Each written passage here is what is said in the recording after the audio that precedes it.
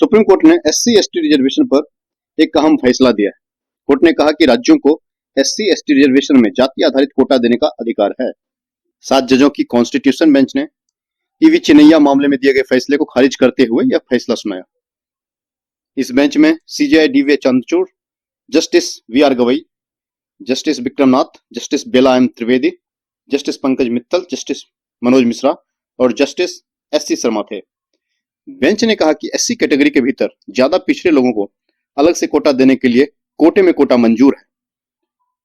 Court ने 8 फरवरी को पिछली सुनवाई में कहा था कि राज्य सिलेक्टिव हुई तो तुष्टिकरण बढ़ेगा। दरअसल सुप्रीम कोर्ट SC/ST में कोटा को लेकर दिए गए 2004 के अपने ही फैसले की समीक्षा कर रहा था। 2004 के फैसले में जस्टिस चिनैया ने कहा था कि राज्यों को अनुसूचित जाति और अनुसूचित जनजाति में कोटा के लिए सब कैटेगरी बनाने का अधिकार नहीं है। पिछले सुनवाई में क्या क्या हुआ था? 8 फरवरी 2024 कोर्ट ने कहा सबसे पिछड़े को फायदा पहुंचाने के लिए दूसरों को बाहर नहीं किया जा सकता। सुनवाई के तीसरे दिन था। बेंच ने कहा कि मान लीजिए बहुत सारे पिछड़े वर्ग हैं और राज्य केवल 2 को ही चुनता है। ऐसे में जिन्हें बाहर रखा जाता है वो इसे चुनौती दे सकते हैं। सबसे पिछड़े को लाभ देते समय राज्य सरकारें दूसरे को बाहर नहीं कर सकती, वरना यह तुष्टिकरण की एक खतरनाक प्रवृत्ति बन जाएगी। कुछ राज्य सरकारें कुछ जातियों को ही चुनेगी। हमें इसका पैमाना बनाना होगा। रिव्यू की जरूरत क्यों पड़ी?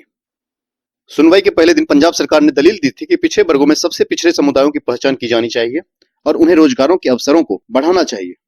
इस पर बेंच ने सवाल किया था कि पिछड़ी जातियों में मौजूद संपन्न उपजातियों को आरक्षण की सूची से क्यों नहीं हटाया जाना चाहिए। बेंच ने यह भी पूछा कि क्या IAS IPS अफसरों के बच्चे को कोटा मिलना चाहिए। जस्टिस विक्रमनाथ ने कहा कि इन्हें आरक्षण सूची से क्यों नहीं निकाला जाना चाहिए। कुछ उपजातियां संपन्न हुई हैं, उन्हें आरक्षण से बाहर आना चाहिए। ये बाहर आकर बेहद पिछड़े और हाशिए पर चल रहे वर्ग के लिए जगह बना सकते हैं। अब इस रिव्यू की क्यों जरूरत पड़ी? 2006 में पंजाब सरकार कानून लेकर आई जिसमें शेड्यूल कास्ट कोटा में वाल्मीकि और मजहबी सिखों को नौकरी में 50% रिजर्वेशन और प्राथमिकता दी गई।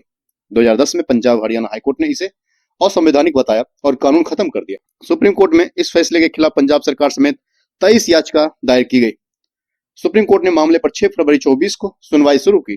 पंजाब के एडवोकेट जनरल गुरविंदर सिंह ने सुनवाई के दौरान कहा कि भर्ती परीक्षा में 56% अंक हासिल करने वाले पिछड़े वर्ग के सदस्य को 99% हासिल करने वाले उच्च वर्ग के व्यक्ति की तुलना में प्राथमिकता दी जाए, क्योंकि उच्च वर्ग के पास हाई क्लास सुविधाएं हैं, जबकि पिछड़ा वर्ग इन सुविधाओं के बिना ही संघर्ष करता है।